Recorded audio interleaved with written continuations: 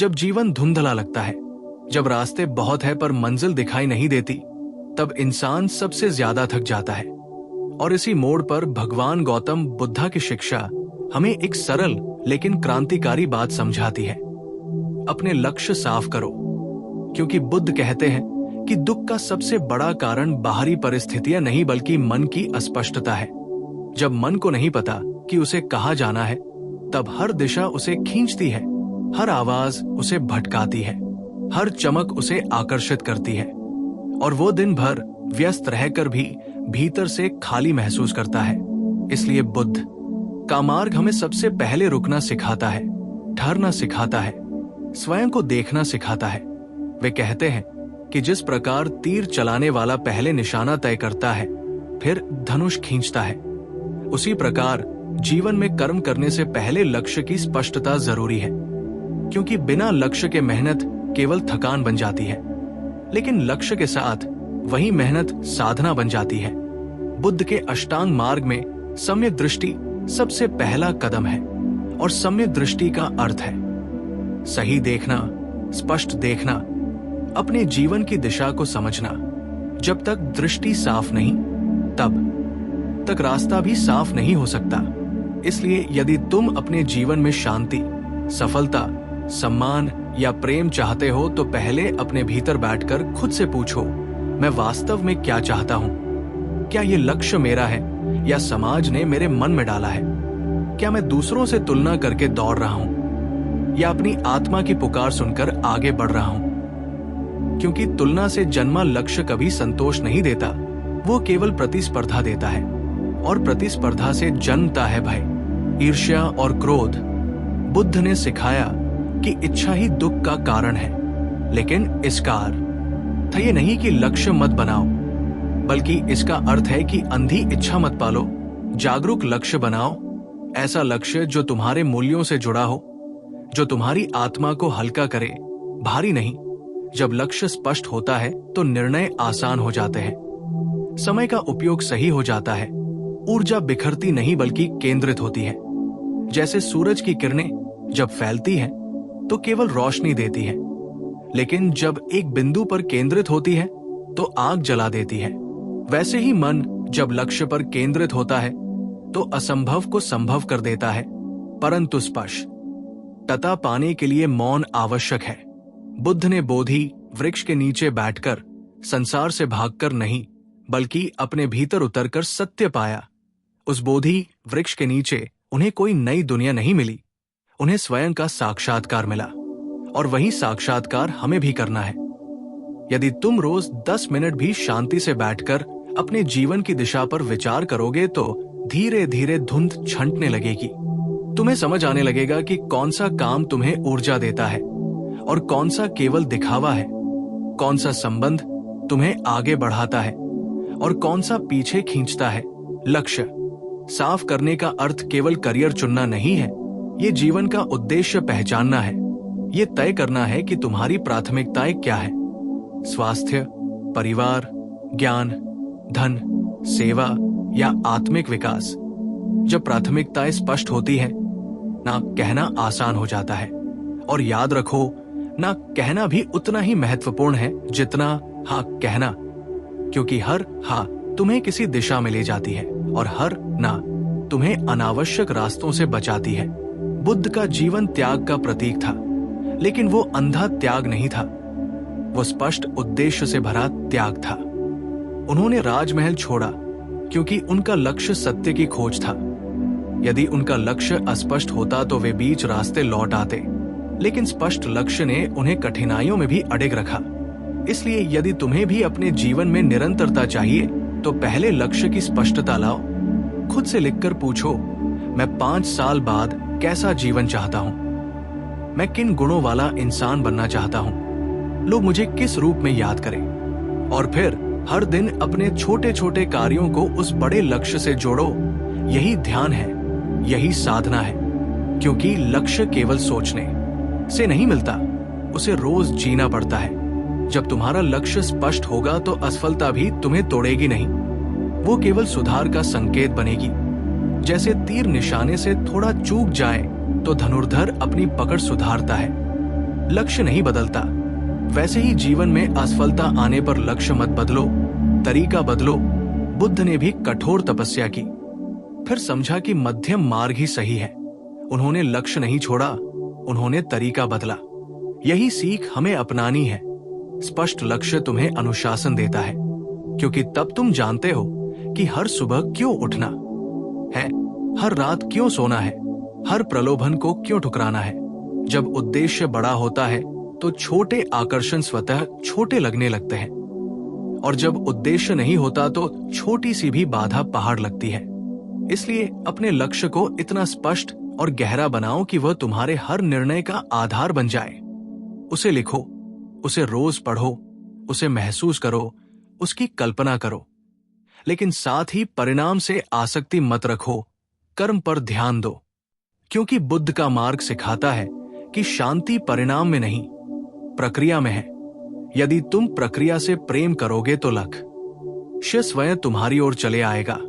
याद रखो, स्पष्ट लक्ष्य का अर्थ कठोर होना नहीं, बल्कि जागरूक होना है। जीवन बदलता है, परिस्थितियां बदलती हैं, परंतु तुम्हारी मूल दिशा स्पष्ट होनी चाहिए। जैसे नदी रास्ते में पत्थरों से टकराकर भी समुद्र की ओर बहती रहती है, वैसे ही तुम भी अपने उद्देश्य की ओर बहते रहो। यदि कभी भ्रम हो तो फिर से मौन में जाओ, फिर से स्वयं से संवाद करो, क्योंकि उत्तर बाहर नहीं, भीतर है। और जब भीतर स्पष्टता आ जाती है तो बाहर का शोर तुम्हें विचलित नहीं कर पाता। यही बुद्ध का संदेश है। पहले स्वयं को जानो, फिर संसार को जीतो। पहले लक्ष्य स्पष्ट करो, फिर कर्म करो, क्योंकि बिना स्पष्टता के कर्म बंधन है, और स्पष्टता के साथ वही कर्म मुक्ति बन जाता है।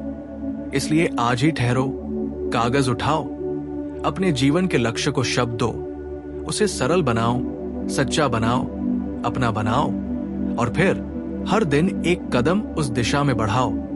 चाहे कदम छोटा हो, पर दिशा सही हो, क्योंकि सही दिशा में छोटा कदम भी तुम्हें मंजिल के करीब ले जाता है, और गलत दिशा में तेज दौड़ भी तुम्हें भटका देती है।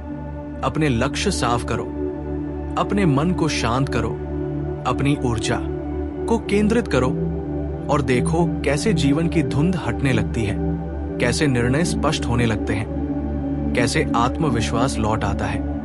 क्योंकि स्पष्ट लक्ष्य ही जागरूक जीवन की शुरुआत है, और जागरूक जीवन ही सच्ची सफलता है। और जब तुम इस अवस्था तक पहुंच जाते हो जहां लक्ष्य केवल एक चाहत नहीं, बल्कि तुम्हारी चेतना का हिस्सा बन जाता है, तब जीवन का हर अनुभव तुम्हारे लिए शिक्षक बन जाता है। हर घटना तुम्हें दिशा देती है, हर चुनौती तुम्हारी स्पष्टता को और गहरा करती है।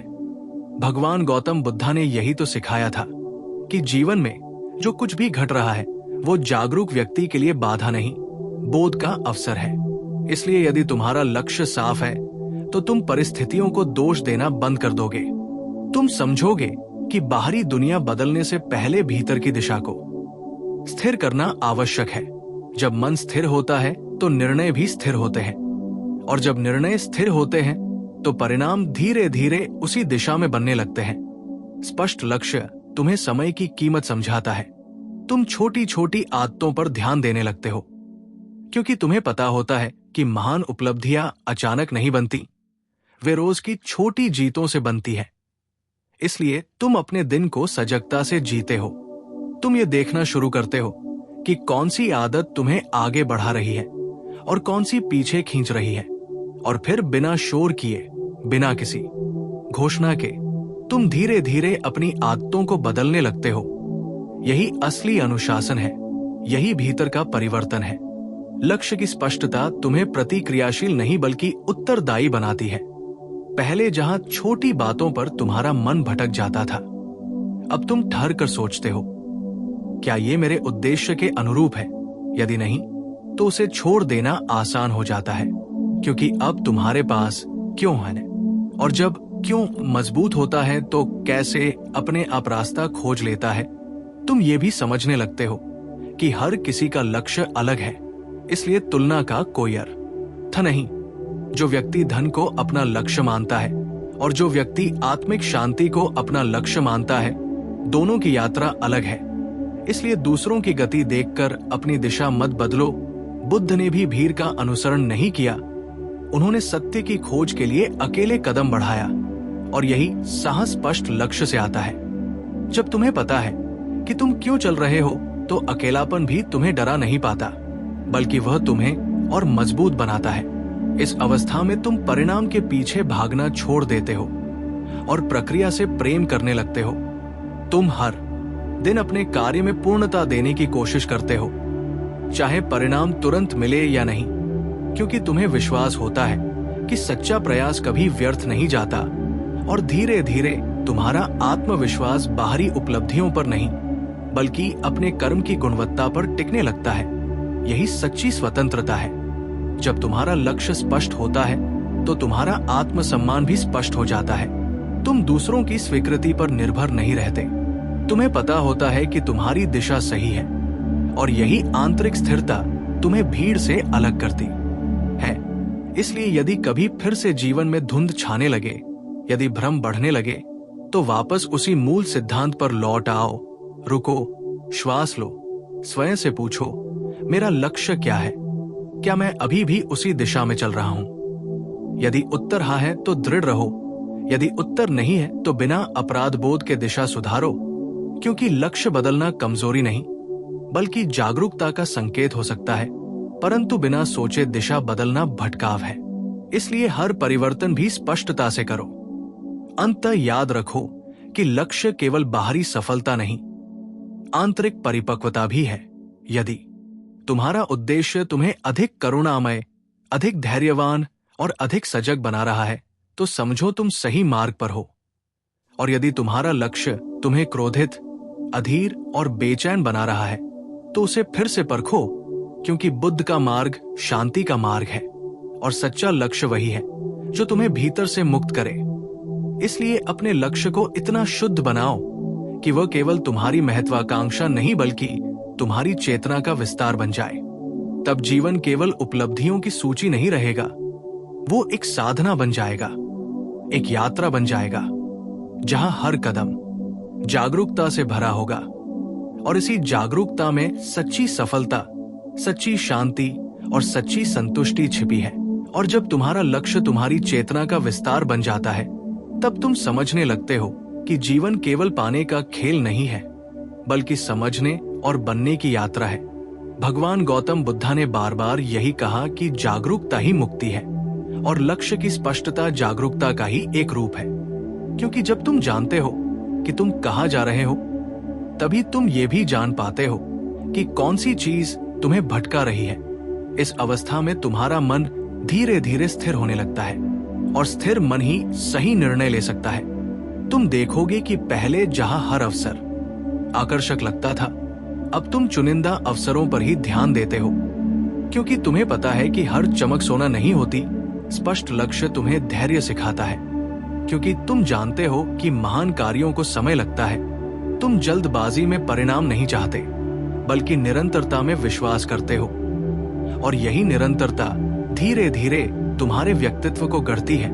तुम अपने शब्दों में सावधानी लाने लगते हो, अपने समय का सम्मान करने लगते हो, अपने स्वास्थ्य को प्राथमिकता देने लगते हो, क्योंकि अब तुम्हें एहसास है कि लक्ष्य तक पहुंचने के लिए तुम्हें स्वयं को संभाल कर रखना होगा। यदि साधन ही टूट जाए तो साध्य तक पहुंचना कठिन हो जाता है। इसलिए तुम अपने शरीर, मन और भावनाओं को संतुलित रखने का प्रयास करते हो। ध्यान, अध्ययन, आत्मचिंतन और सेवा जैसे अभ्यास तुम्हारे जीवन का हिस्सा बनने लगते हैं, और यही अभ्यास तुम्हारी स्पष्टता को और गहरा करते हैं। जब कभी असफलता आती है, तो तुम उसे अपने मूल्य का प्रमाण नहीं मानते, बल्कि उसे एक संकेत की तरह देखते हो कि कहां सुधार की आवश्यकता है। तुम सीखते हो, समायोजन करते हो और फिर आगे बढ़ते हो, क्योंकि तुम्हारा विश्वास लक्ष्य में है, केवल तत्काल परिणाम में नहीं। धीरे धीरे तुम्हें यह भी समझ आने लगता है कि लक्ष्य जितना बाहरी उपलब्धि से जुड़ा है, उतना ही आंतरिक विकास से भी जुड़ा है। यदि तुम्हारी सफलता तुम्हें विनम्र नहीं बना रही, यदि तुम्हारी प्रगति तुम्हें करुणामय नहीं बना रही, तो कहीं न कहीं स्पष्टता अधूरी है। बुद्ध का मार्ग केवल उपलब्धि का नहीं, संतुलन, और करुणा का मार्ग है।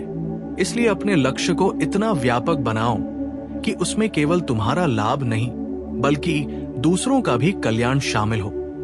जब लक्ष्य में सेवा का भाव जुड़ जाता है तो वो और भी शक्तिशाली हो जाता है, क्योंकि तब तुम्हारा प्रयास केवल व्यक्तिगत महत्वाकांक्षा नहीं रहता, वो एक उच्च उद्देश्य बन जाता है। और उच्च उद्देश्य में अद्भुत ऊर्जा होती है। वो तुम्हें थकने नहीं देता, वो तुम्हें निराश होने नहीं देता, वो तुम्हें बार बार उठने की शक्ति देता है। अंततः तुम समझ जाते हो कि स्पष्ट लक्ष्य का अर्थ कठोर रेखा खींचना नहीं बल्कि जागरूक दिशा चुनना है। दिशा स्पष्ट हो तो रास्ते बदल सकते हैं, तरीके बदल सकते हैं, पर मूल भाव नहीं बदलता। जैसे नदी अपने रवा में मोड़ ले सकती है पर समुद्र की ओर ही बढ़ती है, वैसे ही तुम भी परिस्थितियों के अनुसार लचीलापन रख सकते हो पर अपने मूल उद्देश्य से जुड़े रहो। और जब यह जुड़ाव गहरा हो जाता है तो जीवन में एक अद्भुत शांति उतरती है, क्योंकि अब तुम भटके हुए नहीं हो। अब तुम्हें पता है कि तुम क्यों जी रहे हो, किसके लिए प्रयास कर रहे हो, और यही समझ तुम्हें भीतर से संतुष्ट करती है। इसलिए फिर से स्वयं से वचन लो कि तुम अपने लक्ष्य को धुंधला नहीं होने दोगे। तुम समय समय पर उसे परखोगे, उसे परिष्कृत करोगे, उसे अपने मूल यों से जोड़ोगे और हर दिन एक छोटा कदम उस दिशा में बढ़ाओगे। चाहे गति धीमी हो पर दिशा सही हो, क्योंकि अंत में वही व्यक्ति सफल होता है जिसने स्पष्टता के साथ, धैर्य के साथ और जागरूकता के साथ अपनी यात्रा पूरी की। और यही सच्ची विजय है, बाहर की भी और भीतर की भी।